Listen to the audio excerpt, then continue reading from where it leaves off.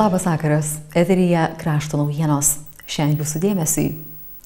Darbo partija turi naują pirmininką. Šiandien abiturientai laikė privalomą lietuvių kalbos ir literatūros egzaminą. Sužinosite, kaip kėdainiečiai paminėjo tarptautinę vaikų gynimo dieną. Nevėžio futbolininkai įveikė Telšių Džiugo vienuolikę. Kėdainiuose vyko trečiasis darbo partijos suvažiavimas, jame išrinktas partijos pirmininkas. Kėdainiuose vykusiame trečiajame darbo partijos suvažiavime buvo renkamas partijos pirmininkas. Į partijos pirmininko postą iškelti 14 kandidatų, tarp jų ir partijos įkūrėjas Viktoras Uspaskich. Daliai kandidatų atsisakius pretenduoti partijos vadovus, dėl šio posto varžėsi Artūras Paulauskas ir Valentinas Mazuronis. Už kokį lyderį atiduosit balsą? Artūrą Paulauską. O kodėl?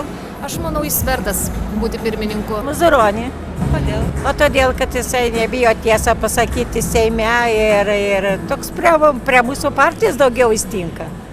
Žmogų. Aš atiduočiau mielai tik už Viktorą. Jam reikėjo sutelkti jėgos ir dar 2 metam pasilikti. Slapto balsavimo metu partijos pirmininku buvo išrinktas Valentinas Mazuronis, už kurį balsavo 613 iš 885 balsavime dalyvavusių delegatų.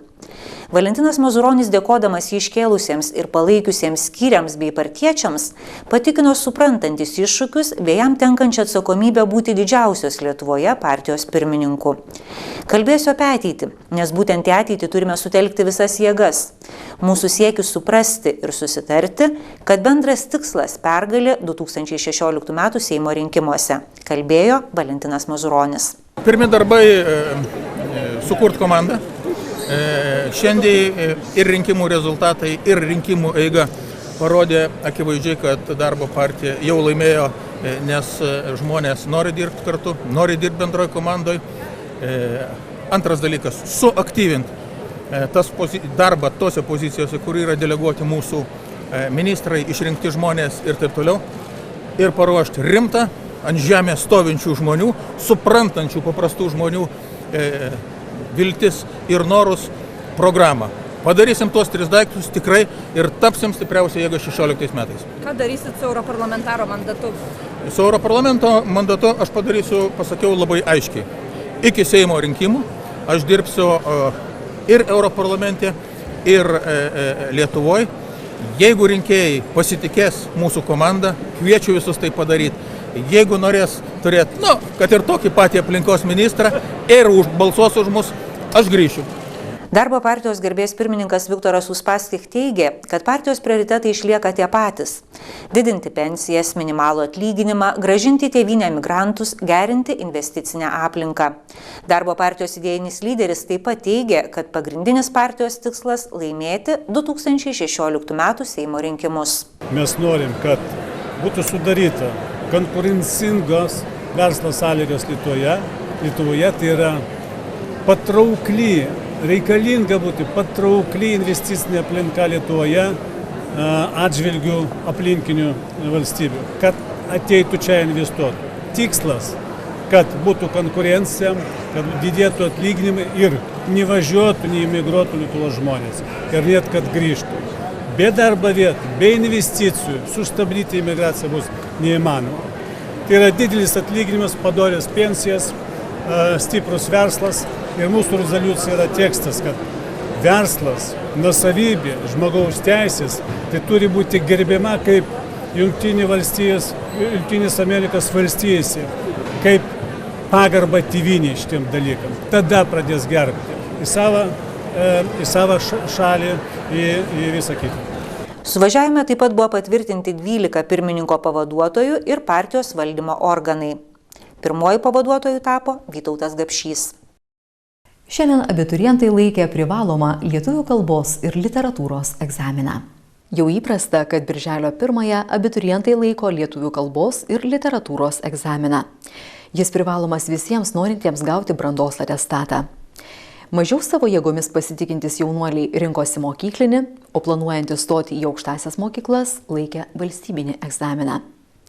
Abiejų tipų egzamine per 4 valandas reikėjo parašyti ne mažiau kaip 500 žodžių samprotavimo arba literatūrinį rašinį. Vieni abiturientai į egzaminą atėjo su šypsena, kitų veiduose buvo matyti jaudulys. Visi iš tikrųjų nežinom, ką tikėtis, tai taip ir toks jaudulys yra.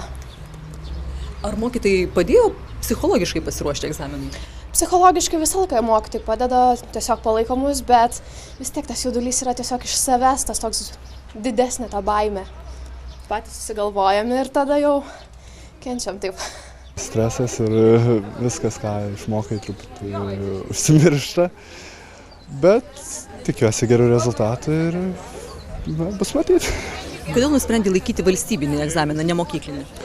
Nes ruošiuosi stoti į universitetą ir dabar kaip privaloma valstybinį laikyti. Kokios nuotaikos prieš egzaminą? Puikios. Pasiruošiam, ruošiamės ir stengiamės išlaikyti kuo geriausiai. Kaip ruošėsi egzaminai? Sėdėjau pamokose, įdėmiai klausiausi, ruošiausi papildomą literatūrą, skaičiau kūrinius, taip ruošiausi. Kiek įgijau pamokų metu, kiek papildomai tiesiog pats mokydamasis, bet kurį patirtis nejau. Atžalyno moksleivius į egzaminą atlydėjusi mokytoja Diana Šilkaitienė sakė tikinti, kad viskas bus gerai. Egzaminas yra šventė, aš rami, vaikai ramus, pasirengę parodyti tai, ko išmoko per 12 mokslo metų. Na, kartais per jaudulį prasprūsta viena kita klaidelė, galima kai ką užmiršti, bet aš manau, kad mobilizuosis mokiniai ir egzaminas pavyks puikiai. Kėdainių rajono savivaldybės švietimo skyriaus duomenimis valstybinį lietuvių kalbos ir literatūros egzaminą Kėdainių rajone laikė 310 jaunuolių, mokyklinį 258 moksleiviai. Lietuvių kalbos, kaip ir kitų pagrindinės sesijos valstybinių brandos egzaminų rezultatai bus paskelbti iki Liepos 10 dienos. Tarptautinės vaikų gynimo dienos proga jaunieji kėdainiečiai pakviesti į Kėdainių kultūros centro organizuotą šventę. Pirmąją vasaros dieną minima Tarptautinė vaikų gynimo diena. Ta proga Kėdainių kultūros centras mažuosius kėdainiečius pakvietė į šventę Dėmesio, aš esu. Su tėvais ir seneliais į renginį atėję vaikai galėjo kreidelėmis spalvinti gėlių taką, kuriuo visi ėjo klausytis nuotaikingo vaikų popchoro Perliukas koncerto. Taip pat buvo galima pūsti didžiulius muilo burbulus. Bene didžiausio dėmesio sulaukė policijos viešojo saugumo tarnybos pareigūnų ir jų keturkojų draugų parodomoji programa bei Lietuvos kariuomenės interaktyvus pristatymas. Buvo ką pamatyti ir vaikams, ir suaugusiesiems. Šventės šurmulyje pakalbinome keletą vaikų, norėdami sužinoti, kuo gyvena jaunieji kėdainiečiai, kas jiems svarbu, apie ką svajoja. Vaikai svajoja apie svajonių išsipildymą savo, kokie svajoja, tai norėtų svajonių išsipildymo ar gero laiko, vasaros atostogų ypač visi laukia. Vaikai dažniausiai galvoja apie savo svajonės, apie visokius žaislus, apie šokius, dainavimą. Kas jums teikia didžiausią džiaugsmą? Visokios šventės, dovanos, pabuvimas su draugais ir visokios pramogos. Aš įsivaizduoju laimingą vaikystę, kai praleidi laiką su šeima, kai būni kartu su žmonėmis, kuriuos myli. O vaikų niekas neskriaudžia? Manęs ne. O kitus? Kai kurios būna. Tenka girdėti apie skriaudžiamus vaikus? Tenka per televizorių, kartais tenka girdėti. O kas labiausiai vaikus skriaudžia? Girdėjau, kad ir tėvai kartais skriaudžia, kad... Bendramžiai?